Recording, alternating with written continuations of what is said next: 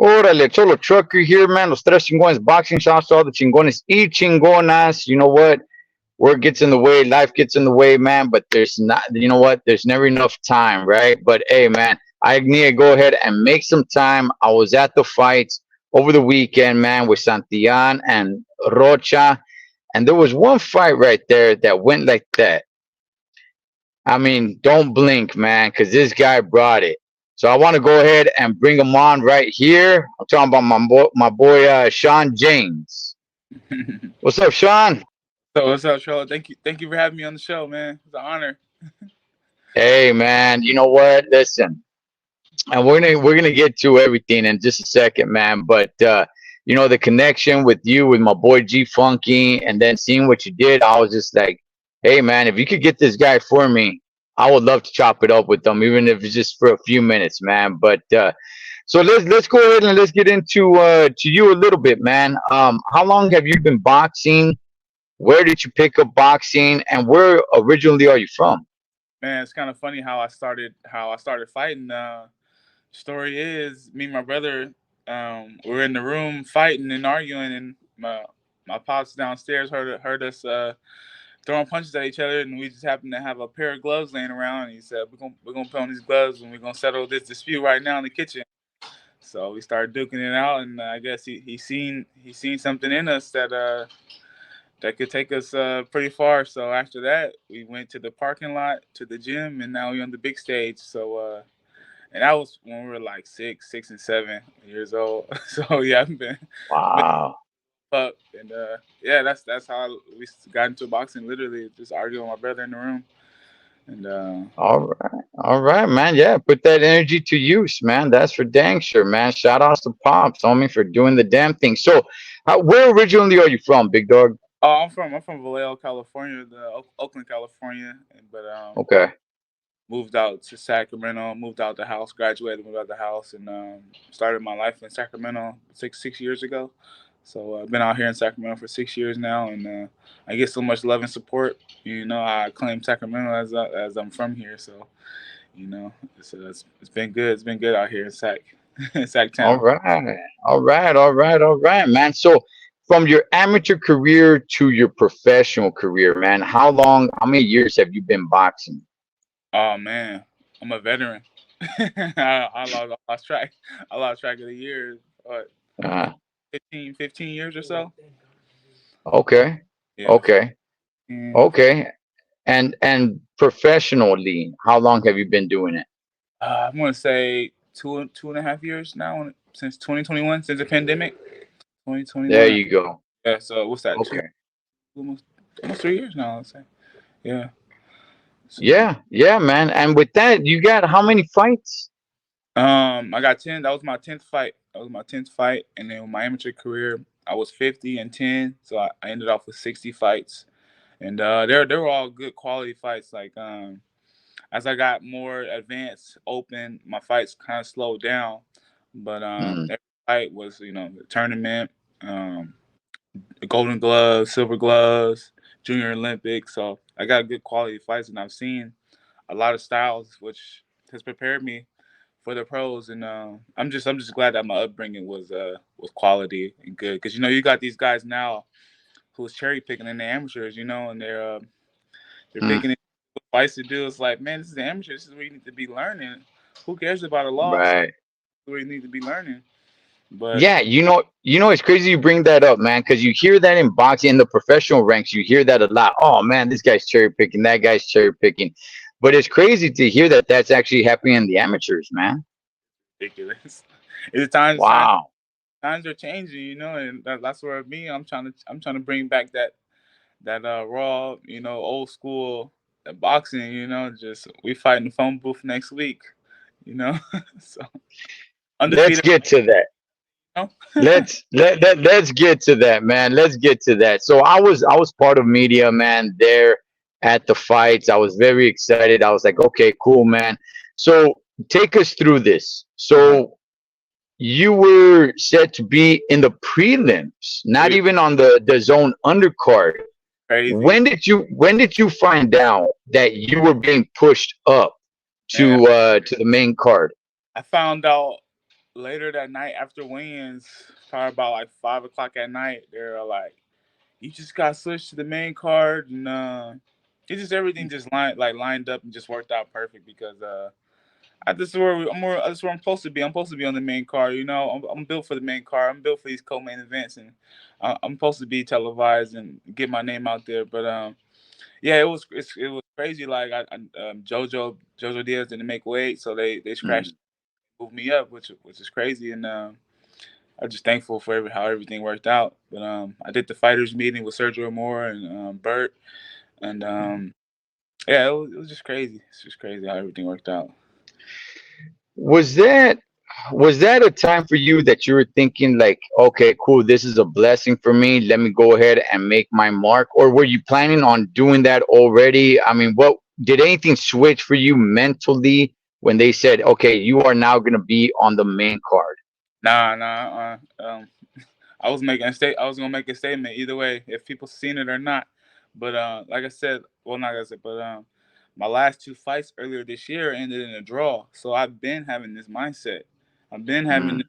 I've been going into these fights as I'm gonna outclass, skill these guys. But ever since I got those two draws in this last one, I'm like, nah, we need to make a statement. So yeah, I was like 8 rounds. We finally got the one that we needed. We needed the show where we were going to be showcased. So I was like, flip that switch, let's go.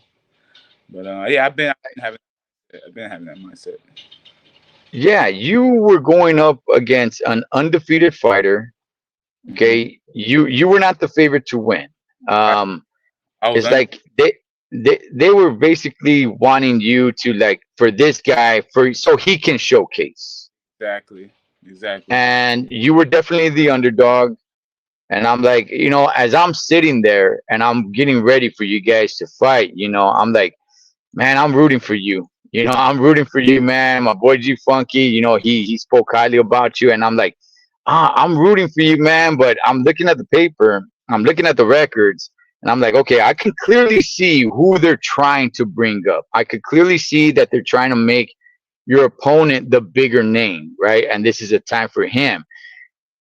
Big dog, did you not get that memo that you weren't supposed to go in and annihilate this dude, man, like that? I mean, what happened, man? Because when the fight was over, I'm Hmm. not kidding. I'm not kidding. I called my boy up G Funky and I'm like, hey, was that your guy that won?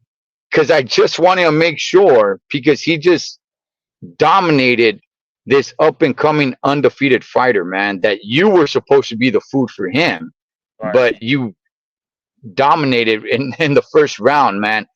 Take I mean, us through that, man. What was that a little bit intimidating for you? Like, okay, I came off two draws. Yes, yeah. he's undefeated. I don't care about any of that. Were you gonna try to pace yourself? Was the goal to get him out of there? You don't get paid for overtime. I mean, what was your mindset, man? Finish him off. Uh, Let's go a couple of rounds. What's the deal here? nah, my mindset was make a statement and not leave it to the judges. 'Cause I lost a lot of faith in the judges. My last two, a lot of I developed some trust issues in the judges. So like I said, this transpired from earlier this year. It's just been building up, and then we finally got the opportunity to showcase against a 13-0 guy on Golden Boy Network, televised. So like it all just worked out perfect. I was coming off a great camp with Canelo. I took a little bit of percentage of what Canelo was doing in camp, and I brought it into my camp, my training camp, and I just got that much better. So it's like, um, he don't intimidate me. I look at it as another undefeated fighter. I'm undefeated. We both going into the fight night, fighting each other for the first time. So it's really both our first fight. You can't really take the undefeated record into the ring with you that night. You take a little bit, but I look at it as it's both our first fight. It's whoever gonna put their best foot forward that night of the fight. So it don't intimidate me with a record. Look at Bivol when he fought Ramirez. Um, Mm. who was that? Bivol fought the other Golden Well, Boy guy. yeah, when you fought Zurdo, Judo, yeah, he had what? Judo yeah, had 44 fights and Bivol only had 20. yeah, It's like that motivates. I'm like, dang, look at that. It's like if he can do it, I can do it. So yeah. I take a little bit from these different fighters, and I take their confidence and I bring it, I put it in myself. So it's like, you just gotta have that confidence. You can't go in there and be like, oh my gosh, he's 13-0. Imagine if I went to this fight saying, I don't know, if I doubted myself just that much, it makes that much of a Right. difference. So I'm gonna come in with so much confidence where, you know, yeah, it's just my confidence, my training is just on a whole different level. You know. Talk to us a little bit about you working with Canelo, man. You shared the ring with him in sparring sessions, was what I understand. Yeah, 2 weeks. He brought me out for 2 weeks. We sparred Tuesdays, Thursdays, and Saturdays. He went 14 rounds, 4 minutes each, and I was Wow. there with Ronald Ellis and Kyron Davis. Um, Mm. those were the other two sparring partners, and I was either first to go in with Canelo, or I went in last. Went 4 to 6 rounds, depending on how he was feeling, and it was just different. Like, I thought I was up there, but Canelo, he's up there, and that's why he's Canelo for a reason. I see why, and he's just a chess player in there. He downloads you everything you're gonna do, and he capitalizes off of all your mistakes, and it's Well, just yeah. well, let me ask you this, because sparring partners are brought in to help out the guy, right? For you guys to help him out. But you, as the sparring partner, how do you learn? How do you say like, okay, I'm here for him to get better, but let Mhm. me use this opportunity for Yeah. me to get better? I mean, what are you absorbing when you're in there? No, exactly, because I brought my coaches with me too, so that they can. Okay. Yeah, I wasn't there by myself, but I definitely gotta have my coaches with me, so they can see my mistakes, and we can game plan like every sparring. I was game. We were all game planning on what to do in the next sparring just to get that much better. Because you got to have a great team around you. Like he has a great team around him, and my team around me, they always tell me the best game plan what to do, and I just listen. And like we just got better. I was watching him, how he would come in, stretch, get massaged, and the different little workouts he would do to get warmed up. And I was like, I was just taking all that, like, oh, I'm gonna do that. I'm gonna do that in my camp. I started doing things that he was doing just to get ready for this last fight. So just imagine if I was training with him 100% of the time, I'll be that much better. But it Right, right. was crazy. Just Yeah, man. yeah. So So okay, so now where you sit now, I mean, the fight only lasted a round. Are you looking to hoping get one more in before the year is over, or are you looking for 2024 already?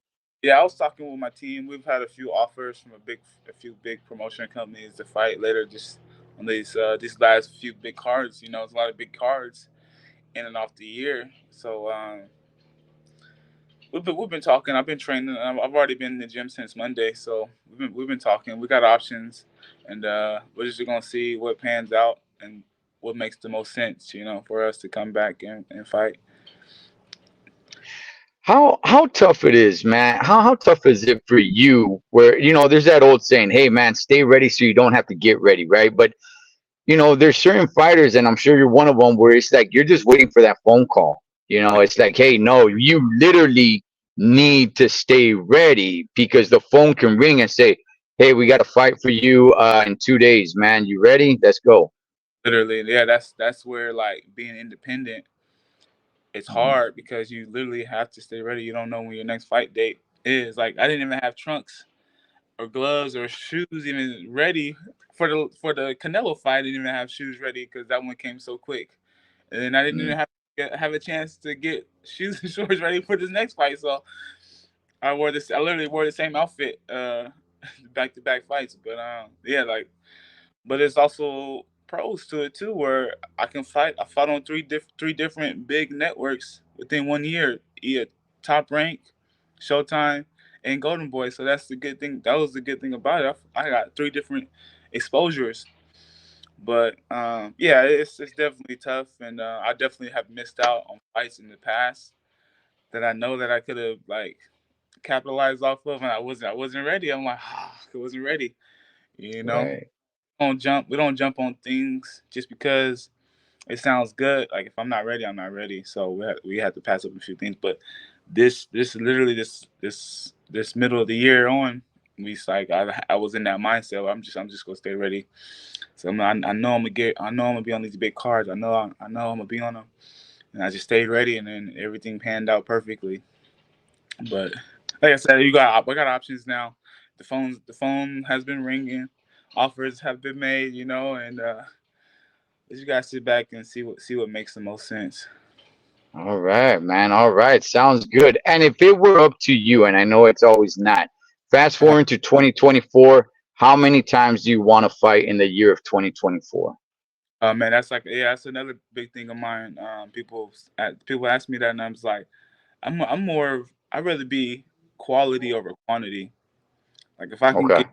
get quality, good opponents lined up with some shiny hardware, and I can take some shiny hardware from some good guys. Yeah, 2 fights, you know, 3 fights. I mean, if 5, 6 fights, that's like fighting. You're fighting taxi cab drivers, you know. So, Yeah. but you know, like I said, we got options. But I rather keep going forward, keep going up, chasing these guys who have the shiny hardware. Because I think I need a belt around my waist in the next two or three fights. so, Uh, so are, I'm are you comfortable at 168? nah 168. Nah, that's not my weight class. that was Okay. Okay. I said it made sense. It made sense. Mm, So we mm, jumped on it, you know. And right. nah, 160 is definitely for the taking because it's a quiet division. You know, Jenna Beck Okay.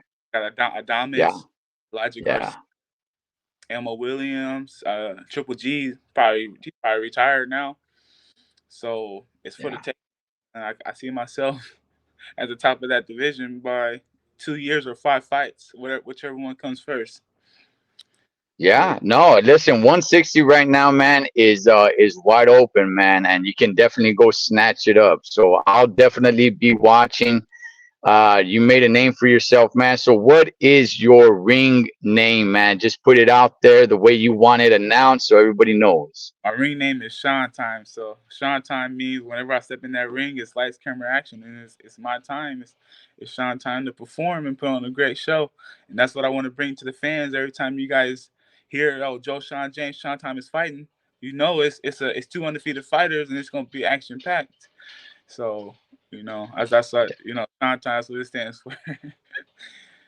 Man, Sean, big dog, I want to thank you, man, for jumping on here and chopping it up with me for even just a few minutes, man. It was very impressive seeing it. I was just like, whoa, what happened, man? I was barely settling down, trying to get my things together, and you went ahead and you made a statement, man. And I hope 160 is really paying attention.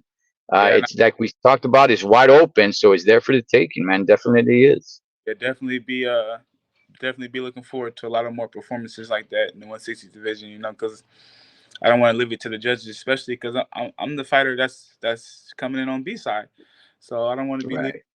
fights now up to the judges. So just be looking for more performances like that. Yes, sir. Sean, any last shout outs, brother, before we wrap it up? Oh man, definitely to my team: Andreas Martinez, Joe Urias, Johnny Martinez, David Hernandez, G Funky Mario. I appreciate him a lot, man. He's been a new addition to the team, and I just appreciate everybody who's been along for the journey since the beginning too. And yeah, I appreciate you too, Trello. Thank you for having me. Hey, man, thank you, man. Appreciate you for taking the time to jump on, and we'll definitely be watching your fights, man. Good luck in your career and good luck in your future. We'll definitely be watching. Thank you, thank you. All All right, right, chingones and chingonas. We'll catch you guys on next one.